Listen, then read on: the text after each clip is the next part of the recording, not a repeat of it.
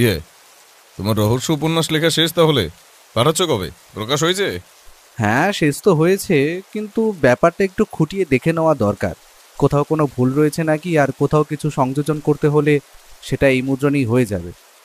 অনেকদিন মাথা ঘামানোর মতো কোনো কেস হাতে আসেনি, বুঝলে ভাইয়া। তবে এক ভদ্রলোক একটু আগেই আমায় টেলিফোন করেছিলেন, জানিয়েছেন তার একটা মূর্তি চুরি গেছে। তবে কেসের ব্যাপারে ভদ্রলোক যতটা বললেন তাতে মনে হলো ভদ্রলোকের পুরনো মূর্তি জমানোর একটা অভ্যাস রয়েছে, আর সেখান থেকে তার কোনো একটা মূর্তি হারিয়ে গেছে। ব্যোমকেশের হাতে বেশ কয়েকদিন কোনো কেস ছিল না, তাই এই কেসটা আসায় ও নিজেও বোধহয় বেশ খুশিই হয়েছিল। আমি বললাম, ব্যাপারটা ভালো করে জেনে নিয়েছো তো? আসলে তুমি তো বলো মাঝে মাঝে অতি সামান্য কেসের জন্য তোমায় ছুটে যেতে হয়, আর তারপর দেখা যায় শেষটাই কিছুই নেই, তখন সেটা ছেড়ে দিতে হবে। তাই এমনটা যেন আবার না হয়, অযথা দেখা গেল বনবাসের পিছনে আমরা দৌড়ালাম। ব্যোমকেশ আর আমি যেখানে বসে রয়েছি সেটা একটা দোতলা বাড়ি। সেই বাড়ির একতলার বসার ঘরে আমাদের বসতে দেওয়া হয়েছে, আর আমাদের সামনে চায়ের কাপ রয়েছে। যার আহ্বানে আমরা এখানে এসেছি সেই ভদ্রলোক এখনো আমাদের কাছে এসে পৌঁছাননি। ঘরের মধ্যে চারিদিকে শৌখিনতার নমুনা, সুন্দর করে সাজানো গোছানো একটা ঘর। একপাশে একটা টেবিলের ওপর ফুলদানি, আর সেই ফুলদানির মধ্যে শব্দগন্ধ ছড়ানো গুচ্ছ ফুল। সেই ফুলের গন্ধে ঘর ম ম করছে। ব্যোমকেশ আর আমিও বেশ কিছুক্ষণ ধরে বসে থাকার পরে ভদ্রলোক দোতলার ঘরের সিঁড়ি দিয়ে নিচের দিকে নেমে আস্তে আস্তে বললেন, ক্ষমা করবেন ব্যোমকেশবাবু, আপনাকে অনেকক্ষণ অপেক্ষা করতে হলো। আসলে ব্যবসার একটা কাজের হিসেবপত্র নিয়ে বসেছিলাম, সেটা শেষ না করে উঠতে পারছিলাম না। বুঝতেই পারছেন, এইসব হিসেবপত্র একবার বেখেয়াল হয়েছে কি কোথা থেকে কি হয়ে যাবে। না না রঞ্জিতবাবু, ঠিক আছে। আচ্ছা, চা দিয়ে গেছে দেখছি। তাহলে আসল কথাটাই আলোচনা করা যাক, বেশি সময় নষ্ট হবে না তাহলে। ভদ্রলোকের কথা শুনেই বোঝা যাচ্ছে ভদ্রলোক একজন পাকা ব্যবসায়ী, যে মানুষ সময়ের হিসেব করতে জানে। ভদ্রলোক আমাদের উল্টো দিকের একটা কাঠের চেয়ারের উপর বসে হেলান দিয়ে বললেন, সরাসরি কাজের কথা বলি। আমার ওই মূর্তিটা আসলে ছিল দোতলার একটা ঘরে। আমার ঘরের চারপাশটা দেখেই বুঝতে পারবেন আমি একটু গোছানো মানুষ, একটু গুছিয়ে রাখতে ভালোবাসি। আর তাছাড়া কিছু পুরনো জিনিসপত্র কেনারও শখ আমার রয়েছে। তেমনি ওই মূর্তিটা আমি একটা অ্যান্টিক শপ থেকে কিনে এনেছিলাম। তা আজ থেকে প্রায় বছর খানেক আগে হবে। দোতলার ঘরে আরও অনেক পুরনো জিনিসপত্রের সাথে মূর্তিটা ছিল। আমি একাই থাকি ব্যোমকেশবাবু, আমার সাথে একটা সর্বক্ষণের কাজের লোক রয়েছে। তাছাড়া আমার বাড়িতে আর কেউ থাকে না। তবে ব্যবসার কাজে মাঝে মাঝে আমার সাথে দেখা করতে কিছু লোকজন আসে। তাছাড়া এ বাড়িতে আর কোনো লোকজনের আগমন ঘটে না। এবার তাদের মধ্যে কেউ মূর্তিটাকে নিয়ে গেছে কিনা তা আমি নিশ্চিতভাবে বলতে পারি না। তাদের মাঝে মাঝে দোতলার ওই ঘরে আমার জিনিসপত্রগুলো দেখাতে আমি নিয়ে যাই। সেই ফাঁকে কেউ চুরি করে থাকলে সেটা হতেই পারে ব্যোমকেশবাবু। এখন কাজের জন্য তো অনেকেই আসে, তাদের মধ্যে কাকে সন্দেহ করব বলুন তো? মূর্তিটা চুরি গেছে সে ব্যাপারটা আপনি কবে জানতে পেরেছেন? মাত্র 2 দিন আগে। নতুন কিছু নিয়ে এলে তখনই আমি ওই ঘরে যাই, আর তাছাড়া কেউ এলে তখন তাকে দেখানোর জন্য নিয়ে যাই। তাছাড়া ওই ঘরে আমি আর যাই না। আমার কাজের লোকটি ওই ঘরে ঢুকে মাঝে মাঝে জিনিসপত্র পরিষ্কার করে দেয়। 2 দিন আগে নতুন একটা পাথরের ফুলদানি নিয়ে এসেছিলাম, ওটা রাখতেই ওই ঘরে ঢুকেছিলাম। তখন জিনিসপত্রগুলো ঘাঁটতে ঘাঁটতে দেখতে পাই যে মূর্তিটা ওখানে নেই। তখনই মনে হয় যে মূর্তি চুরি হয়েছে। কিন্তু মূর্তিটা ওখানে নেই দেখে আপনার চুরি যাওয়ার কথাটাই কেন মনে হলো? মূর্তিটা ওখান থেকে কোথাও সরিয়ে রাখা হতে পারে না? ব্যোমকেশবাবু, মূর্তিটা ওখান থেকে সরিয়ে রাখলে সেটা তো আমি জানতে পারতাম, আর সেটা আমি সরাইনি। আমার কাজের লোকটি সরিয়ে থাকলে সে নিজে বলতো। সেটা ওখানে না দেখে প্রথমে আমি কাজের লোকটিকে সেটা নিয়ে জিজ্ঞাসা করি, কিন্তু সেও ব্যাপারটা নিয়ে কিছুই জানতো না। তাই আমার মনে হয়েছে ওটা চুরিই গেছে। আচ্ছা, তাহলে আপনার সন্দেহ কার কার উপরে হয়? আপনি বলছেন আপনার বাড়িতে অনেকেই এসেছিল, তবে শেষবার আপনি যাকে নিয়ে এসেছিলেন তাকে নিশ্চয়ই মূর্তিটাও দেখিয়েছিলেন। সমস্যা ওখানেই ব্যোমকেশবাবু। শেষবার আমার বাড়িতে এসেছিল দীপঙ্কর ভট্টাচার্য নামের এক ভদ্রলোক। তখন আমি এই বাড়িতে ছিলাম না, তবে তার আসার কথা ছিল, তাই কাজের লোকটি তাকে ওই ঘরটা সমস্ত কিছু ঘুরিয়ে দেখিয়েছিল। ভদ্রলোক এখান থেকে বাড়ি ফিরে আমায় টেলিফোন করে সমস্তটাই জানিয়েছিলেন। আমি তখন ব্যবসার কাজে বাইরে ছিলাম। এখন সমস্যা হলো, সে সময় মূর্তিটা ওখানে ছিল কিনা সেই কথাটা কাজের লোকটি নিশ্চিতভাবে বলতে পারছে না। আমি থাকলে তো হয়েই যেত। আপনি মাত্র কয়েকদিন আগে মূর্তিটা যখন দেখেছিলেন তখন সেটা ওখানে ছিল, তবে সেই ভদ্রলোক আপনার বাড়িতে কবে এসেছিল? তারও অনেক আগে নিশ্চয়ই। প্রায় সপ্তাহখানেক আগে তো হবেই। তারপরে ওই ঘরে আমায় কোনো কাজে যেতে হয়নি। যেদিন গেলাম সেদিন ব্যাপারটা দেখতে পেলাম। দীপঙ্কর বাবুর পক্ষে মূর্তিটা ওখান থেকে সরিয়ে ফেলা সম্ভব, কারণ না, আপনার কাজের লোকটি যখন তাকে মূর্তিটা দেখাচ্ছিল, হতে পারে সে কোনো কারণে ঘর থেকে বেরিয়েছিল। আপনার কাজের লোকটিকে একবার ডেকে দিন। রঞ্জিতবাবুর কথায় তার বাড়ির কাজের লোকটি আসলো, যে আমাদের চা দিয়ে গিয়েছিল।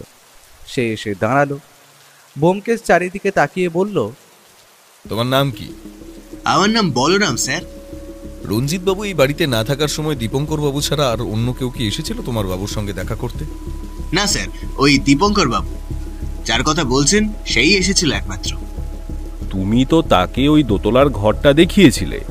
তোমার কি মনে আছে যে তিনি ওই ঘরে থাকাকালীন অবস্থায় তুমি ওই ঘর থেকে বাইরে বেরিয়েছিলে কখনো? একবার ওই বাবু জল চাইছিলেন, তা জল নেওয়ার জন্য আমি নিচে নেমেছিলাম। তারপর আবার ওই ঘরে গিয়েছিলাম, কিন্তু ওই বাবু যখন ঘর থেকে বেরিয়ে যায় আমি ওই ঘরের দরজা বন্ধ করে দিই। তখন কিন্তু ওই মূর্তিটি টেবিলের উপরই ছিল, সেটা আমি দেখেছি।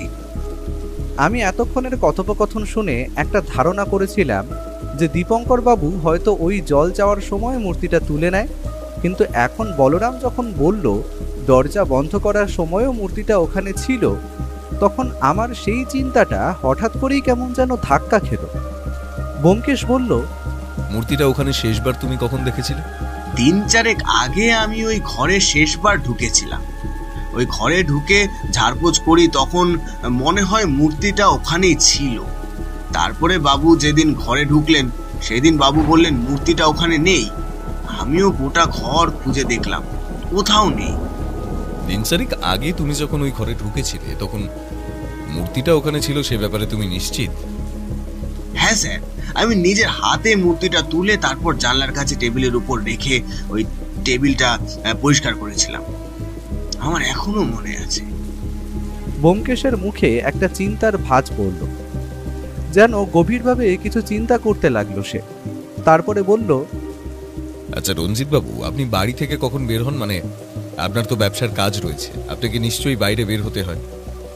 আমি সকালের দিকে বাইরে বেরিয়ে পড়ি, বিকেল বিকেল ফিরে আসি। আর সামান্য 2-1 দিন বাদ দিলে প্রতিদিনই আমায় এভাবে বেরোতে হয়। আসলে আমার ব্যবসার কাজ বলতে একটা ছোট কারখানা মতো রয়েছে, সেখানে আমি না গেলে কাজকর্ম ঠিকভাবে দেখাশোনা হয় না। বুঝতেই পারছেন, নিজের হাতে সবটা। আচ্ছা, ঠিক ওই সময় বাড়িটা কখন ফাঁকা থাকে? যেমন ধরুন বলরামকে বাজারে যেতে হলো কিংবা অন্য কোনো কাজে। তেমন হলে আমি নিজের হাতে দরজা বন্ধ করে তারপর তালা দিয়ে যাই। ওই দোতলার ঘরের দরজাটা কি তালা বন্ধ করে থাকে? না স্যার, ওই ঘরের দরজায় এমনি শিকল টানা থাকে। কিন্তু কেন স্যার? বলরাম তার কথা শেষ করলো না, তার আগেই ব্যোমকেশ বলে উঠল, আপনাদের বাড়ির পেছনের দিকের কয়েকটা গাছ রয়েছে দেখলাম। বড় গাছগুলো কি আপনাদের বাড়ির না পাশের বাড়ির? আমাদের বাড়ির গাছ। কিন্তু কেন বলুন তো ব্যোমকেশবাবু? ব্যোমকেশের কথার উত্তর না দিয়ে উঠে দাঁড়িয়ে বলল, চলুন রঞ্জিত বাবু, আপনার দোতলার ঘরটা একবার দেখে আসা যাক। যে ঘরে ওই মূর্তিটা ছিল সেই ঘরের কথাই বলছি। রঞ্জিতবাবু আমাদের কথায় উঠে দাঁড়ালেন। তারপর কাজের লোকটিকে কিছু একটা নির্দেশ দিয়ে আমাদের দুজনকে নিয়ে দোতলায় উঠে এলেন। দোতলায় পরপর 3টে ঘর। একটা ঘরের দরজায় শেকল টানা, সেই শেকল খুলে ঘরের ভেতরে আমরা ঢুকলাম। রঞ্জিতবাবু এগিয়ে ঘরের জানলা দুটো খুলে দিলেন। জানলা না খুললে এই ঘরটা অন্ধকার হয়ে থাকে। ব্যোমকেশ রঞ্জিতবাবুকে বেশ কিছুক্ষণ লক্ষ্য করল, তারপর ঘরের চারপাশে তাকিয়ে দেখতে লাগলো। ঘরের চারপাশে কয়েকটা লম্বা বড় বড় টেবিল আর তার উপরে পাথর, পেট্রোল, এমনকি মাটির কিছু পুরনো জিনিসপত্র ছড়িয়ে ছিটিয়ে রাখা আছে। দেখেই বোঝা যায় এগুলো পুরনো। এসব কিছুতে একটা সূক্ষ্ম কারুকার্যের ছাপ রয়েছে। রঞ্জিতবাবুর শখ যে খুব একটা খারাপ নয় সেটা বোঝা যাচ্ছিল। রঞ্জিতবাবু আমাদের সমস্ত কিছুই ঘুরে ফিরে দেখাচ্ছিলেন। একসময় ব্যোমকেশ বলল, ওই মূর্তিটা ঠিক কোথায় ছিল বলুন তো রঞ্জিতবাবু?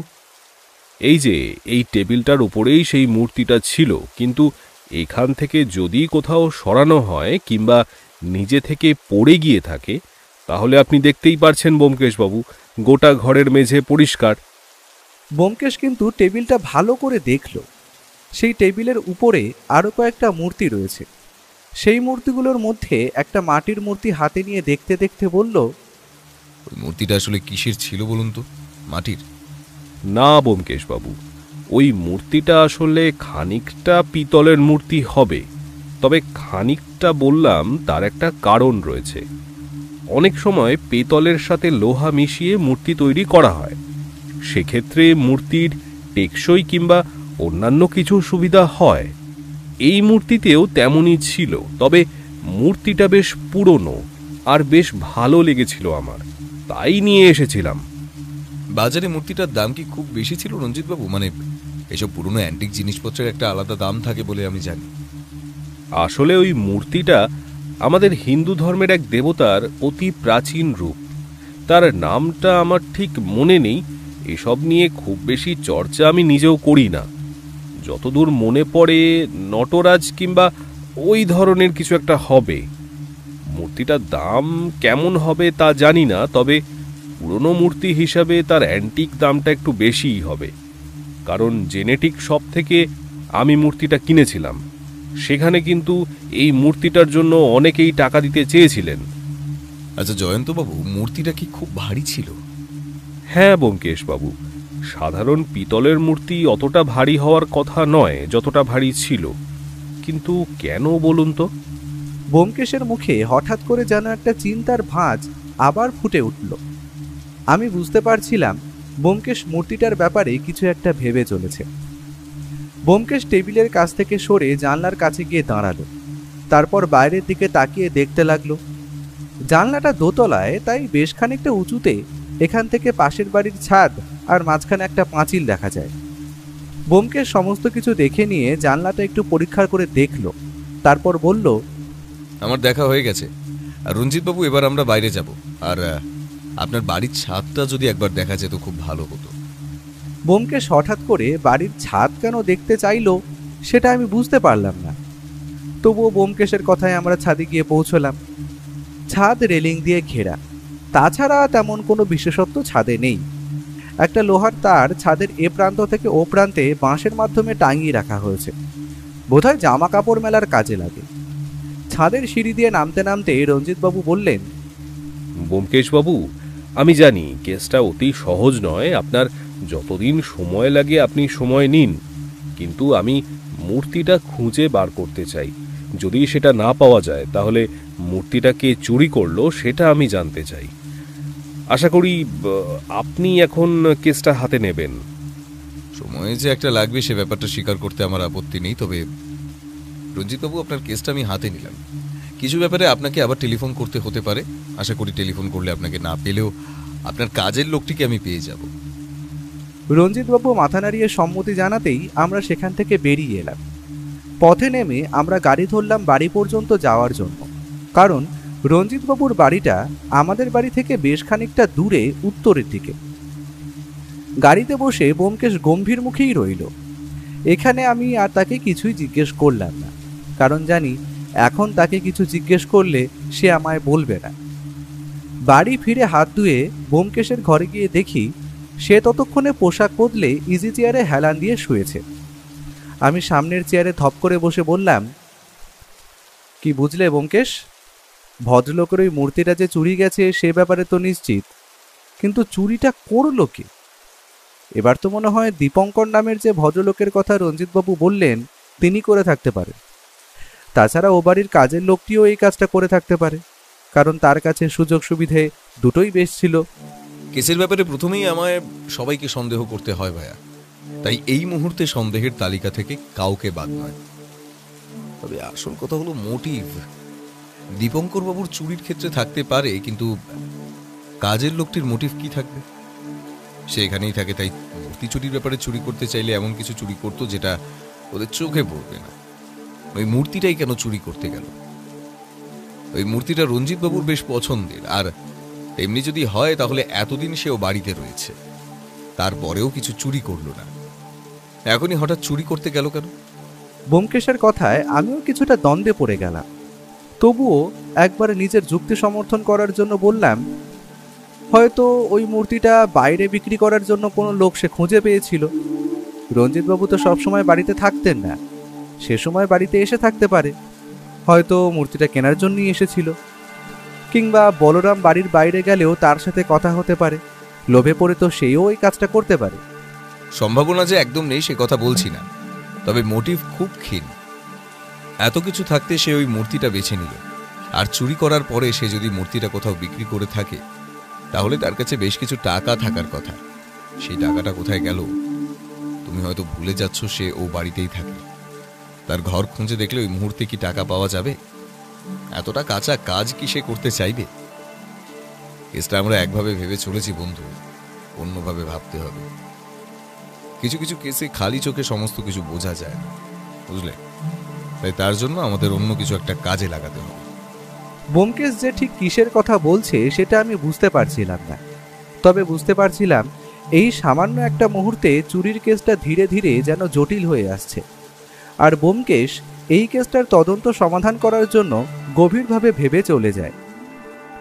মাঝখানে 2 দিন কেটে গেল। ব্যোমকেশ যে কেসটা নিয়ে কি করে চলেছে তার কিছুই আমি জানতে পারলাম না। আসলে আমি আমার রহস্য উপন্যাসটা নিয়ে ব্যস্ত ছিলাম, সেটা প্রকাশকের কাছে পাঠিয়ে বিভিন্ন রকমের কাজকর্ম ছিল, সেগুলোই করছিলাম। প্রায় 3 দিনের মাথায় দুপুরের দিকে ব্যোমকেশের ঘরে গিয়ে দেখি ব্যোমকেশ তার ডায়েরিতে কি যেন লিখে চলেছে। আমি সামনের চেয়ারে বসে প্রশ্ন করলাম, কি ব্যাপার ব্যোমকেশ? তুমি ওই ভদ্রলোকের কি যেন নাম? ও, তুমি রঞ্জিত বাবুর কথা বলছো? রঞ্জিত বাবুর কেসটা তো সে ব্যাপারে খোঁজ খবর নিয়ে চলেছি। দীপঙ্কর নামের লোকটির সঙ্গে এ ব্যাপারে আমার কথা হয়ে গেছে। এই ভদ্রলোক পুরোপুরি ব্যাপারটা অস্বীকার করেছেন। তিনি বলেছেন তিনি ওই ঘর থেকে বেরিয়ে আসার সময় ওই মূর্তিটা টেবিলের উপরে ছিল, আর এসব ব্যাপারে তেমন কৌতূহল নেই। তবে রঞ্জিতবাবুর সংগ্রহশালাটা দেখার জন্য গিয়েছিলেন, আর রঞ্জিতবাবুর সঙ্গে এ ব্যাপারে তার আগেই কথা হয়ে গিয়েছিল। আমি নিজেও দীপঙ্কর বাবুর ব্যাপারে খোঁজ নিয়েছি। তাকে সন্দেহের তালিকা থেকে বাদ দেওয়া যাচ্ছে না, কিন্তু তার কোনো সুযোগ কিন্তু ছিল না। তাহলে মূর্তিটা কে চুরি করতে যাবে? আর ও বাড়িতে তো বাইরের কেউ তেমন আসে বলেও জানা যায়নি। একমাত্র কাজের লোকটি যখন বাড়ির বাইরে কোথাও যেত তখন একটা সুযোগ রয়েছে, কিন্তু সে সময় তো ঘরের দরজায় তালা ঝুলতো। এখন চোরেরা তালা খুলবার অনেক কৌশল আয়ত্ত করে ফেলেছে ভাইয়া, তাই তালা খুলে তারপর সেটা আবার বন্ধ করে দেওয়াটা কঠিন কাজ নয়। কিন্তু সমস্যা হলো, চোর জানতে পারলো কি করে যে ও বাড়িতে ওখানে মূর্তিটা রয়েছে? আর তালা খোলার ব্যাপারে কোনো না কোনো একটা শত্রুতা থাকা প্রয়োজন ছিল। রঞ্জিতবাবুর কোনো শত্রুই কাজটা করতে পারে। এইসব অ্যান্টিক জিনিসপত্রের ব্যাপারে তো অনেক শত্রু থাকে। ধরো তোমার যেটা পছন্দ হয়েছে, আমারও সেটা পছন্দ হয়েছে, তুমি কিনতে পারলে না, আমি কিনে নিলাম, আর তারপর তুমি আমার কাছ থেকে সেটা চুরি করার জন্য চেষ্টা করবে। এই একটা ব্যাপারই আমার মাথায় রয়েছে। তাই যে দোকান থেকে জয়ন্তবাবু মূর্তিটা কিনেছিলেন সেই দোকানের লোকের সঙ্গে একবার কথা বলতে হবে, আর সেই সময় সেই দোকানে কে ছিল সেটাও জানা দরকার। কিন্তু তবুও বাড়িতে এসে মূর্তিটা না দেখে গেলে তো সেটা সরানো যাবে না। যে ঘরে মূর্তিটা রাখা রয়েছে সেই ঘরের জানালাটা তুমি দেখেছিলে? ব্যোমকেশের এমন একটা কথায় আমি অবাক হয়ে গেলাম। একটু চুপ করে থেকে বললাম, জানালা? কিন্তু জানলাতে তুমি এমন কি দেখতে পেলে গো? জানালার ছিটকিনিগুলো তুমি ভালো করে লক্ষ্য করেছিলে? ছিটকিনিগুলো কিন্তু খুব একটা শক্ত বলে আমার মনে হয় না। আমার যতদূর মনে হয় টেবিলের পাশের জানালাটা। ব্যোমকেশ কথা শেষ না করে চুপ করে গেল। আমি মনে মনে ভাবলাম, ব্যোমকেশ কি তাহলে ভাবছে ওই জানলা দিয়ে মূর্তি চুরি হয়েছে? কিন্তু সেটাই বা কি করে হয়? জানলা থেকে টেবিলটা বেশ খানিকটা দূরে, ওখান থেকে হাত ঢুকিয়ে মূর্তি নেওয়া সম্ভব নয়। আর তাছাড়া ওই জানলা পর্যন্ত কেউ পৌঁছবেই বা কি করে? ব্যোমকেশ কিন্তু নিজের মনে কিছু একটা ভেবে চলেছিল কেসটা নিয়ে। সে যে এখনো ভেবে চলেছে আমি তা বুঝতে পারছিলাম। কিন্তু আসল অপরাধীর খোঁজ তো পাওয়া দূরের কথা, চুরিটাই যে কি করে হলো সেটাই আমি এখনো বুঝে উঠতে পারিনি। ব্যোমকেশ কি কিছু বুঝতে পেরেছে? পরদিন সকালে ব্যোমকেশ আর আমি গিয়ে পৌঁছলাম সেই অ্যান্টিকের দোকানে, যেখান থেকে ওই ভদ্রলোক মূর্তিটা কিনেছিলেন। দোকানদার আমাদের দেখে হাসি মুখে বললেন, আসুন স্যার, কি লাগবে বলুন। এই মুহূর্তে আমাদের তেমন কিছু লাগবে না, তবে আপনার কাছ থেকে কয়েকটা কথা আমি জানতে এসেছিলাম। আসলে আপনাদের নিয়মিত একজন ক্রেতা রঞ্জিতবাবু এখান থেকে একটা নটরাজের মূর্তি কিনে নিয়ে গিয়েছিলেন, বেশ ওই বছরখানেক আগে ধরুন। সে ব্যাপারে আপনি কি আমায় কিছু বলতে পারেন? দোকানদার আমাদের দিকে অদ্ভুতভাবে কিছুক্ষণ তাকিয়ে রইল, তারপর বলল, কেন বলুন তো স্যার, কিছু হয়েছে নাকি? আর আপনারা কি পুলিশের লোক? ব্যোমকেশ সবসময় বলে মাঝে মাঝে কেসের ব্যাপারে প্রয়োজন হলে মিথ্যে কথা বলা যেতেই পারে, তবে সেই মিথ্যেটা যেন এমন না হয় যাতে কারোর ক্ষতি হয়ে যায়।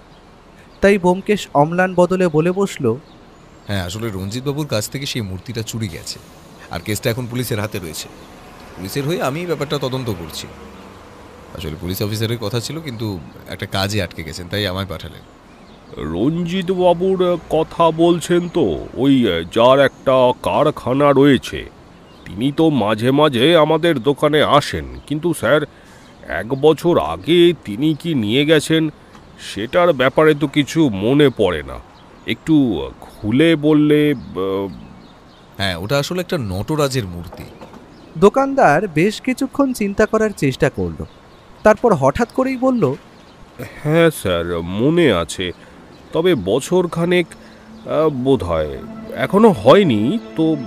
তারপরেও মনে আছে, কারণ সেই মূর্তিটা নিয়ে রঞ্জিতবাবু আর এক ভদ্রলোকের মধ্যে বেশ কথা কাটাকাটি হয়েছিল। আসলে রঞ্জিতবাবুর মূর্তিটা যেমন পছন্দ হয়েছিল, তেমনি আরও এক ভদ্রলোকের পছন্দ হয়েছিল। তবে রঞ্জিতবাবু নিয়মিত কাস্টমার স্যার, তাই ওনাকে এই মূর্তিটা আমি দিই। ওই ভদ্রলোকের নাম যতদূর মনে হয় দীপঙ্কর ভট্টাচার্য। উনি মাঝে মাঝে আমার দোকানে আসেন। উনি ওই মূর্তিটা রঞ্জিতবাবুর কাছ থেকে কিনতেও চেয়েছিলেন। আমার মনে হয় তিনি রঞ্জিতবাবুর বাড়িতেও গিয়েছিলেন, কারণ রঞ্জিতবাবুর ঠিকানাটা তিনি আমার কাছ থেকে নিয়েছিলেন। আচ্ছা, এই দীপঙ্কর ভট্টাচার্যের ঠিকানাটা আপনি আমায় দিতে পারেন? না ব্যোমকেশ বাবু, সেটা তো দিতে পারি না। ওই ভদ্রলোক আমার কাছে মাঝে মাঝে এলেও জিনিসপত্র যে খুব একটা কেনেন তা নয়, তার খুব পছন্দ হলে তখনই নেন। তবে আজই তার আসার কথা রয়েছে, তিনি কিছুক্ষণের মধ্যে এখানে চলে আসতে পারেন। আচ্ছা, আমরা দোকানেই থাকছি, আশেপাশে ঘুরে বেড়াচ্ছি। ওই ভদ্রলোক এলে আমায় একবার ইশারা করে দেবেন, আর ভুল করেও ওনাকে বলবেন না যে আমরা ওই মূর্তিটা খুঁজছি। পুলিশের ব্যাপার বুঝতেই পারছেন, শুধু শুধু নিজেকে চড়াবেন কেন? কথাটা বলে ব্যোমকেশ আর আমি দোকানের অন্যদিকে গিয়ে জিনিসপত্র দেখতে লাগলাম। দোকানে দেখার মতো কিংবা কেনার মতো জিনিসপত্র কিন্তু অনেক রয়েছে। পুরনো আমলের অনেক মূর্তি ছাড়াও আসবাবপত্র, এমনকি দেওয়ালে ঝুলিয়ে রাখার মতো পেইন্টিং সবই আমরা ঘুরে ফিরে দেখছি। একটু পরে ব্যোমকেশই বলল, বন্ধু, তুমি এখানেই থেকো। কথাটা বলে ব্যোমকেশ আমায় আর কোনো কথা বলার সুযোগ না দিয়ে দোকানের অন্য পাশে চলে গেল। আমি দেখতে পেলাম সেখানে এক ভদ্রলোক রীতিমতো শার্ট প্যান্ট পরা, চোখে একটা চশমা, মাথায় চুল পেছনের দিকে ব্যাকব্রাশ করা, তিনি খুঁটিয়ে খুঁটিয়ে একটা মূর্তি দেখছেন। ব্যোমকেশ তার পাশে গিয়ে দাঁড়িয়ে তার সাথে কিছু কথাবার্তা বলল মনে হয়। ওই ভদ্রলোক তখন দোকানের চারপাশে একবার তাকালেন। তিনি যে খুব একটা রেগে উঠেছেন তা নয়, বোঝাই যাচ্ছিল। ব্যোমকেশ তার সাথে কথাবার্তা চালিয়ে যাচ্ছে। একটু পরেই ব্যোমকেশ দোকানের বাইরের দিকে চলে গেল। তারপর দেখি সেই ভদ্রলোক দোকানের বাইরে বেরিয়ে যাচ্ছে। আমি বুঝতে পারলাম না আমার কি করা উচিত, কিন্তু মন তো এখানে থাকতে বলছে, তাই আমিও তার কথা মতো দোকানের ভেতরেই রয়ে গেলাম। একটু পরেই ব্যোমকেশ ভিতরে ফিরে এলো, কিন্তু সেই ভদ্রলোক কিন্তু আর ফিরে এলেন না। ব্যোমকেশ আমার কাছে এসে বলল, কাজ হয়েছে, চলো এবার বাড়ি ফিরে যাই। তারপর দোকানদারটির দিকে তাকিয়ে বলল, ধন্যবাদ আপনাকে, পরে আপনাকে দু একটা কাজে লাগতে পারে, এখন চলি। ব্যোমকেশ আর আমি বাড়ি ফিরে এলাম। গোটা রাস্তা আমার মনের মধ্যে একটা ব্যাপার নিয়ে কৌতূহল বেড়েই চলেছিল। ব্যোমকেশের সাথে ওই ভদ্রলোকের মানে দীপঙ্কর ভট্টাচার্যের আসলে কি কথা হলো? আর ব্যোমকেশ যে বলল কাজ হয়েছে, কোন কাজের কথা বলছে সে? বাড়িতে ফিরে ঘরে ঢুকতেই আর থাকতে না পেরে বললাম, আচ্ছা ব্যোমকেশ, তোমার সাথে ওই দীপঙ্কর ভট্টাচার্যের কি কথা হলো? আর কাজ হয়ে গেছে মানে তুমি কি বলতে চাইছো বলো তো? তুমি কি বুঝতে পেরেছো মূর্তিটা কার কাছে আছে? মাঝে মাঝে মিথ্যে কথায় অনেক কাজ হয়, বুঝলে তো। মিথ্যে কথা এমনভাবে বলতে হবে যেন কেউ বুঝতেই না পারে তুমি মিথ্যে কথা বলছো। আর এইসব কিছুর জন্য প্রথমে একটা ছোট্ট সূত্র রয়েছে, সেটা না হয় তোমায় অন্য এক সময় বলবো। এখন শুধু এটুকুই জেনে রাখো যে মূর্তিটা আসলে কার কাছে রয়েছে সেটা আমি জানতে পেরে গেছি। ব্যোমকেশের কথায় আমি অবাক হয়ে গেলাম। মূর্তিটা কিভাবে চুরি গেছে সেটাই আমি এখনো বুঝতে পারিনি। আর ব্যোমকেশ মূর্তিটা কার কাছে আছে সেটা জানতে পেরে গেল। তাই বললাম, আচ্ছা একটা ব্যাপার আমায় বলো তো, মূর্তিটা চুরি গেল কিভাবে? ঘরের দরজা বন্ধ ছিল, আর সে সময় কি মূর্তিটা চুরি গেছে, নাকি যখন বাড়িতে ওই কাজের লোকটা ছিল না তখন কোনোভাবে চোর এসে মূর্তিটা নিয়ে গেছে? এই কেসে চোরের ধৈর্যের কথা আমায় অবশ্যই স্বীকার করতে হবে। চোরও বাড়িতে এসেছিল দুবার। একবার এসেছিল আজ থেকে প্রায় 4-5 মাস আগে, তারপরে এসেছিল ওই চুরির দিন। তবে সেদিন চোর নিজে আসেনি, অন্য কাউকে ওই কাজে পাঠিয়েছিল। ব্যোমকেশের কথা আমি কিছুই বুঝতে পারছিলাম না। আমি বুঝতে পারছিলাম যে ব্যোমকেশ এই মুহূর্তে আর কিছুই খুলে বলতে চাইছে না। সে ততক্ষণে চোখ বন্ধ করে চেয়ারে হেলান দিয়ে বসেছে। এখন আর ব্যোমকেশের মুখ থেকে একটা কথা বার করা যাবে না, তাই আমি আর সে চেষ্টাও করলাম না। বাথরুমের দিকে এগিয়ে গেলাম। এদিকে আমার রহস্য উপন্যাসের কাজ মোটামুটি শেষ হয়ে এসেছে। এখন 2-3 দিন আমার হাতে তেমন কোনো কাজ নেই, তাই ব্যোমকেশের সাথে সকালে বসে চায়ের কাপ হাতে নিয়ে কথা বলছিলাম। ব্যোমকেশের হাতে পুলিশের একটা কেস আসতে চলেছে। আসলে একটা খুন হয়েছে শহরেই। সেই খুনের ব্যাপারে পুলিশ প্রথমে তদন্ত করছিল, কিন্তু পুলিশ কোনো সুরাহা করতে পারেনি। আশা করছিলাম কয়েকদিনের মধ্যেই পুলিশ ব্যোমকেশের সাহায্য নিতে চলে আসবে। তবে তার আগেই এই কেসটা যদি শেষ হয়ে যায় তাহলে ভালো হয়, কারণ একসাথে দুটো কেস ব্যোমকেশ কখনোই হাতে নেয়নি। ব্যোমকেশ বলল, সত্য অন্বেষণ করাটা আমার কাজ, আমার একটা নেশা কিংবা ভালো লাগাও বলতে পারো। আমি কখনোই একসঙ্গে দুটোকে সঙ্গে নিই না, তাতে কাজের অসুবিধা হয়। আর তুমি জানো, মাথা ঘামানোর মতো কেস ছাড়া আমি অন্য কোনো কেস নিই না, তাই একসঙ্গে দুটো কেস নিলে আমার সমস্যায় পড়তে হয়। পরদিন সকালে আমরা বসে রয়েছি, এমন সময় রামদয়াল এসে খবর দিল এক ভদ্রলোক ব্যোমকেশের সাথে দেখা করতে এসেছে। কথাটা শুনেই ব্যোমকেশের মুখে কেমন যেন হাসি ফুটল।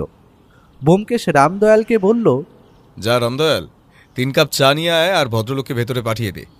ভদ্রলোক যখন আমাদের ঘরের দরজার পর্দা সরিয়ে ভেতরে এসে ঢুকলেন, তখন আমি অবাক হয়ে গেলাম। আরে, এ যে সমরকান্তি সান্যাল! ভদ্রলোকের সাথে একটা ছোট্ট লাল রঙের কাপড়ের ব্যাগ জাতীয় কিছু একটা। তিনি ঘরে ঢুকে ব্যোমকেশকে নমস্কার করে সামনের ফাঁকা চেয়ারে বসে সেই লাল ব্যাগটা সামনে টেবিলের ওপরে রাখলেন। তারপর বললেন, ব্যোমকেশ বাবু, আপনি না বললে তো আমি জানতেই পারতাম না ওই মূর্তিটি নকল। আসলে সত্যি কথা বলতে ব্যোমকেশ বাবু, কাজটা যে ঠিক হয়নি সেটা আমিও বুঝতে পেরেছিলাম। আসলে মূর্তিটা আমার খুব পছন্দ হয়েছিল, তাই আর কি। অনেক কিছুই আমাদের পছন্দের হয় সমরকান্তি বাবু, যেগুলো আমাদের নয় সেগুলো আমরা নিয়ে নিতে পারি না, সেটা যে পথেই হোক না কেন। কাজটা আপনি ভালো করেননি তা বলতে আমার কোনো দ্বিধা নেই, তবে আমি আপনাকে একটা সুযোগ দিচ্ছি। আমি রঞ্জিত বাবুকে মূর্তিটা ফেরত দিয়ে দেব, আপনাকে এটা নিয়ে কোনো সমস্যায় পড়তে হবে না। আর তিনি জানতেও পারবেন না তার এই নকল মূর্তিটি চুরি হয়েছে। আসলে রঞ্জিত বাবুর বাড়িতে যে সমস্ত জিনিসপত্র রয়েছে তার অধিকাংশই আসলে একটা রেপ্লিকা। তিনি আসল জিনিসটা ব্যাংকের ভোল্টে রাখেন, নকল জিনিসগুলো বাড়িতে সাজিয়ে রেখে সবাইকে দেখান। একটা কথা আপনি ভেবে বলুন না, রঞ্জিত বাবুর বাড়িতে কোনো দারোয়ান নেই, তার বাড়িতে অতিরিক্ত রক্ষণাবেক্ষণের কোনো ব্যবস্থাই নেই। এমন দামি জিনিস তিনি এভাবে খোলা রেখে দেবেন? অনেক ধন্যবাদ ব্যোমকেশ বাবু, আপনার নাম অনেক শুনেছিলাম। কাল যখন আপনার সাথে পরিচয় হয় তখন সত্যি বলতে আমি একটু ভয় পেয়ে গিয়েছিলাম, আর তাই আপনার সাথে এমন ব্যবহার করে ফেলেছি। কিছু মনে করবেন না, আমি জিনিসটা ফেরত দিয়ে যাচ্ছি। কিন্তু চুরিটা কিভাবে করিয়েছিলেন বলুন তো? ওই জানালাটা দিয়ে? ব্যোমকেশের কথায় সমরকান্তিবাবু অবাক হয়ে ব্যোমকেশের দিকে কিছুক্ষণ তাকিয়ে রইলেন। তারপর সামান্য হেসে বললেন, হ্যাঁ ব্যোমকেশবাবু, আসলে মাস কয়েক আগেই যখন আমি তার বাড়িতে মূর্তিগুলো দেখতে গিয়েছিলাম, তখনই আমার চোখে পড়ে ওই জানলাটার কবজাটা। সামান্য ডিলেট ঢালা, ওই কবজাটা সবসময় সঠিকভাবে লাগানো যায় না। আমি কাজের লোকটিকে জানলার কথা বলি, সে অনেক চেষ্টা করে উপরে ছিটখানিটি লাগানো, কিন্তু সে পারেনি। তখনই আমি বুঝতে পারি যে আসলে জানলাটা শুধু ভেজানোই থাকে, কিন্তু ওই জানলাটা থেকে অত দূরে টেবিলের উপর মূর্তিটি আনা সম্ভব নয়। বলুন তো ব্যোমকেশবাবু, আমি এই মূর্তিটি ওখান থেকে কিভাবে সরিয়েছিলাম? ব্যোমকেশ আর সমরকান্তি বাবু দুজনে দুজনের দিকে তাকিয়ে রয়েছে। এ যেন শিয়ানে শিয়ানে টক্কর চলছে। শুধু আমি অবাক হয়ে দুজনের মাঝখানে বসে চুপচাপ ভাবতে লাগলাম, ব্যোমকেশ কি বলতে পারবে মূর্তিটা কিভাবে চুরি হয়েছিল? আমি তো নিজেই বুঝতে পারছি না এখনো। এদিকে সমরকান্তি বাবু বলে দিয়েছেন মূর্তিটা জানালা থেকে চুরি হয়েছে, কিন্তু অত দূর থেকে কেউ হাত বাড়িয়ে মূর্তিটা নেবে কি করে? আপনি নিশ্চয়ই মূর্তিটা ওই দোকানে হাতে নিয়ে দেখেছিলেন, আপনি বুঝতে পেরেছিলেন ওই মূর্তিটার মধ্যে পিতলের সঙ্গে লোহা মেশানো রয়েছে। মাঝে মাঝে শঙ্কর ধাতু দিয়ে কিছু মূর্তি তৈরি করা হয়। ওই মূর্তিটাও ছিল তেমনি। আসলে ওই মূর্তিটা বোধহয় এমন ধরনের ছিল যে মূর্তির ভেতরটা লোহার খরচ থাকে, তারপরে বাইরেটা পেট্রোল দিয়ে তৈরি করা হয়। ওই মূর্তিটাও তেমনি ছিল। আমি রঞ্জিতবাবুর কাছ থেকে জানতে পেরেছি মূর্তিটা বেশ ভারী ছিল। আপনি যখন ও বাড়িতে গিয়েছিলেন তখনই আপনি ব্যাপারটা মনে মনে ভেবে রেখেছিলেন ওই জানালাটা দেখে, কিন্তু ইতিমধ্যে কোনো কিছু করলে আপনার উপর সন্দেহ যেতে পারে, তাই আপনি সেই কাজটা করেননি। আপনি জানতেন রঞ্জিতবাবুর কাছে মাঝে মাঝে অনেকে আসে মূর্তি দেখতে, তাই আপনি অপেক্ষা করেছিলেন। এর মধ্যে আপনাকে মাস দুয়েকের জন্য শহর ছেড়ে কোথাও একটা যেতে হয়। আপনার ব্যাপারে আমি কাল খোঁজ নিয়েছি, আর তাই আপনিও কাজটা করতে পারেননি। এখন যখন ফিরে এসেছিলেন তখন আপনি কিছুটা সময় নেন ভালো করে ব্যাপারটা বোঝার জন্য, আর তার মধ্যে আপনি হয়তো জানতে পেরেছিলেন যে দীপঙ্করবাবু রঞ্জিতবাবুর বাড়িতে গিয়েছিল মূর্তিগুলো দেখতে। তারপরেই আপনি আপনার পরিকল্পনা মতো একজনকে পাঠান ওই বাড়িতে। তার কাছে একটা বেশ ভারী পাওয়ারের চুম্বক ছিল। সেই চুম্বক একটা লাঠির মাথায় লাগিয়ে নিলে ওই জানালা থেকে টেবিল পর্যন্ত অনায়াসেই সেটা চলে যাবে, আর চুম্বকে বাঁধিয়ে মূর্তিটা নিয়ে আসা খুব একটা কঠিন কাজ নয়। পেছনের বড় গাছ বেয়ে উঠে নিচের জানালার কোণা থেকে একটু লম্বা মানুষদের পক্ষে ওই কাজটা করা সম্ভব, কারণ জানালাটা বেশ বড়। আমার মনে হয় কাজটা এভাবেই হয়েছে। আশা করি এর বাইরে আর কিছু হতে পারে বলে আমার তো মনে হয় না।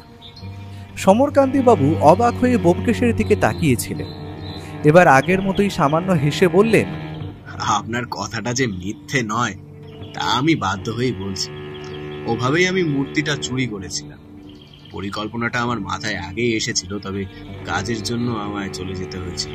তাই ফিরে এসে একটু সময় নিয়েই কাজটা করি, যাতে সন্দেহ অন্য কারোর উপর গিয়ে পড়ে। কিন্তু এক্ষেত্রে আমার সাহায্য করেছিল ওই জানলাটার ছিটকিনিটা। ওটা সরানোর কথা রঞ্জিতবাবু ভাবেন। আসলে কিছু কিছু মানুষের দেখবেন একটু খামখেয়ালি। রঞ্জিতবাবুকে আমি সেই পর্যাতেই ফেলি। রঞ্জিতবাবুর কাছে না থেকে মূর্তিটা আমার কাছে থাকলে হয়তো বেশি যত্নে বেশি সুরক্ষিত থাকতো, এটাই আমি মনে করেছিলাম। কিন্তু আপনার কথাই ঠিক ব্যোমকেশবাবু, যা অন্যের তা অন্যের কাছে থাকতে দেওয়াটাই শ্রেয়। অন্যের জিনিসের উপর লোভ দেওয়াটি উচিত নয়। আপনি আমার চোখ খুলে দিয়েছেন ব্যোমকেশবাবু। আমি আপনার কাছে অন্যায় স্বীকার করছি। আমি আপনার কাছে ক্ষমা চেয়ে নিচ্ছি, কারণ রঞ্জিতবাবুর কাছে গিয়ে ক্ষমা চাওয়াটা আমি ঠিক করতে পারবো না। কিন্তু আপনি রঞ্জিতবাবুকে দয়া করে আমার নামটা বলবেন না। আমি পরে তার সাথে একবার দেখা করে নেব। অবশ্যই বুঝতে পারছেন বিষয়টা। এই বিষয় নিয়ে অযথা আপনাকে চিন্তা করতে হবে না সমরকান্তিবাবু। আমি রঞ্জিতবাবুকে বিষয়ে কিছুই বলবো না। তিনিই মূর্তিটা মানে রেপ্লিকাটা ফেরত পেয়ে গেলেই হলো। ব্যাপারটা পুলিশ পর্যন্ত গড়াতে আমি দেব না। আপনার চিন্তার কোনো কারণ নেই, তবে পরের বার থেকে বিষয়টা একটু মনে রাখবেন। সমরকান্তি বাবু ব্যোমকেশকে ধন্যবাদ দিয়ে আরও একবার নমস্কার করে বেরিয়ে গেলেন। সামনে রাখা লাল ব্যাগের মধ্যে মূর্তিটা ছিল। ব্যোমকেশ ব্যাগটা হাতে তুলে নিয়ে মূর্তিটা বার করতেই আমি দেখতে পেলাম আসলে মূর্তিটা সত্যিই নটরাজের, তবে মূর্তিটা বেশ ভারী। সেটা হাতে নিতেই তা বোঝা গেল। ব্যোমকেশ বলল, সমরকান্তিবাবু যদি আমার কাছে সমস্তটা স্বীকার না করতেন তাহলে তাকে অপরাধী হিসেবে সাব্যস্ত করা কিন্তু আমার কাছে খুব একটা সহজ ছিল না। অবশ্য তার বাড়ি সার্চ করলে মূর্তিটা বেরিয়ে পড়তো, কিন্তু কাজটা সহজ হতো না পুলিশের সাহায্য নেওয়ার পরে। তুমি সমরকান্তি বাবুকে কি বলেছিলে এই মূর্তিটা নকল? আমি প্রথমে সমরকান্তি বাবুকে বলেছিলাম যে একটা নটরাজের মূর্তি রঞ্জিত বাবুর বাড়ি থেকে চুরি গেছে, তবে যেটা চুরি গেছে সেটা একটা রেপ্লিকা। তাই এই ব্যাপারে আমি তদন্ত করে চলেছি। তা শুনে সমরকান্তি প্রথমে একটু রেগে গিয়েছিলেন, পরে আমি তাকে ব্যাপারটা ভালো করে বুঝিয়ে বলতে তিনি একটু শান্ত হন। তোমার মনে আছে সমরকান্তিবাবু দোকানের বাইরে এসে আমার সঙ্গে কথা বলেছিলেন। আমি যখনই বুঝতে পারলাম তিনি আমার কথা বিশ্বাস করতে শুরু করেছেন, তখনই আমার কাজটা সহজ হয়ে যায়। আর তারপরে কি হলো সেটা তুমি নিজের চোখেই দেখতে পাচ্ছ। আমাদের সামনে টেবিলের উপর দাঁড় করানো রয়েছে সেই শঙ্কর ধাতুর মূর্তিটা। তবে কোনো মূর্তির খাঁজ যে লোহার হয় আর তার উপরে পেতল চাপানো থাকে, এটা কিন্তু আমি প্রথমবার জানতে পারলাম।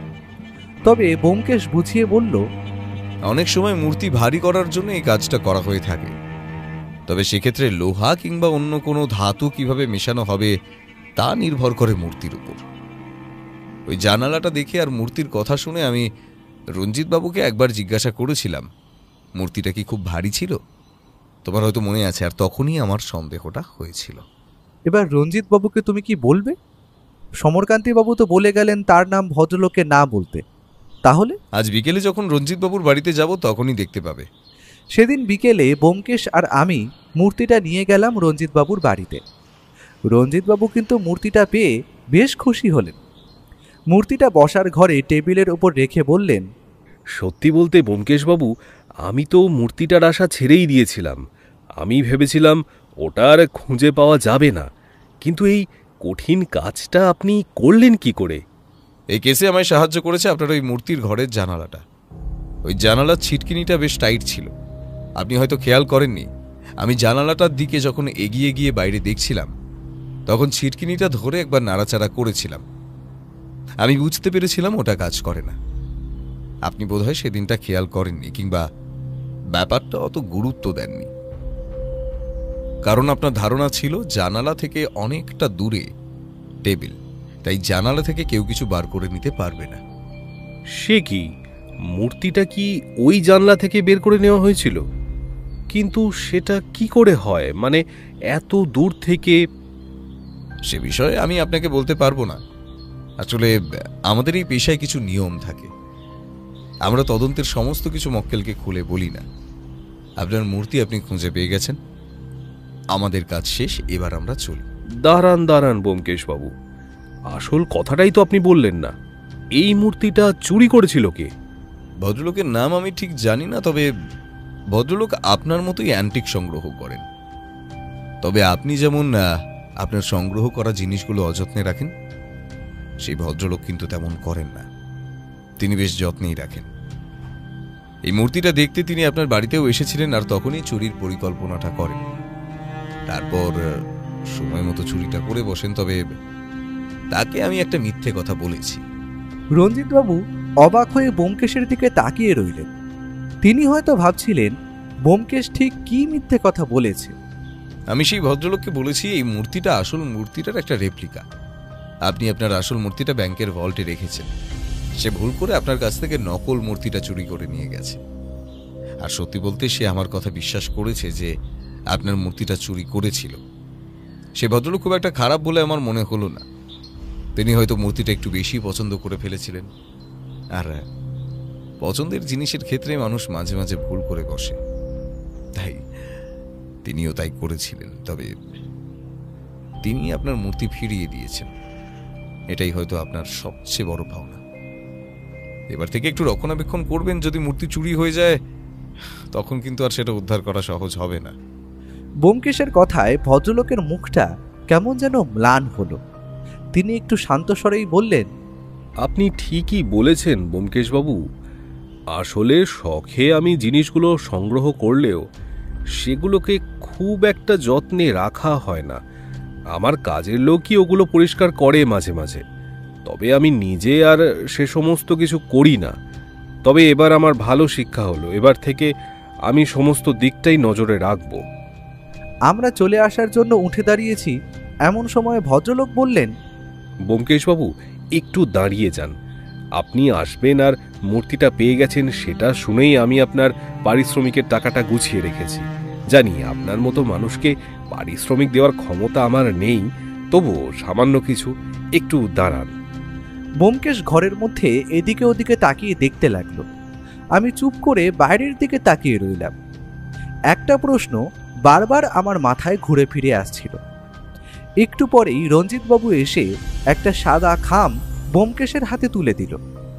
ব্যোমকেশ অদ্ভুত কায়দায় সেই খামটা নিয়ে ধন্যবাদ বলে বাইরে চলে এলো। ভদ্রলোক আমাদের সঙ্গে বাড়ির বাইরে পর্যন্ত এলেন। রাস্তায় নেমে আমি ব্যোমকেশকে বললাম, আচ্ছা ব্যোমকেশ, এই ভদ্রলোক মানে সমরকান্তি সান্যাল যদি তোমার কথা বিশ্বাস না করত, তিনি যদি অস্বীকার করতেন যে মূর্তিটা তিনি নেননি, তাহলে তুমি কি করতে? তাহলে কেসটা সমাধান হতে আর একটু দেরি হতো, তবে একটা না একটা রাস্তা ঠিক বেরিয়ে আসতো বন্ধু। ব্যোমকেশের কথা আমি অস্বীকার করতে পারলাম না, কারণ এর চেয়ে বেশি বেশি কঠিন কেস ব্যোমকেশকে আমি সমাধান করতে দেখেছি। কেসের সময় কতটা লাগবে তা নির্ভর করে কেসটা কতটা কঠিন কতটা সহজ তার উপর। কিন্তু ব্যোমকেশ বক্সী সমাধান করতে পারেনি এমন কেসের সংখ্যা হাতে গোনা 2-1টা ছাড়া আমার তো মনে পড়ে না।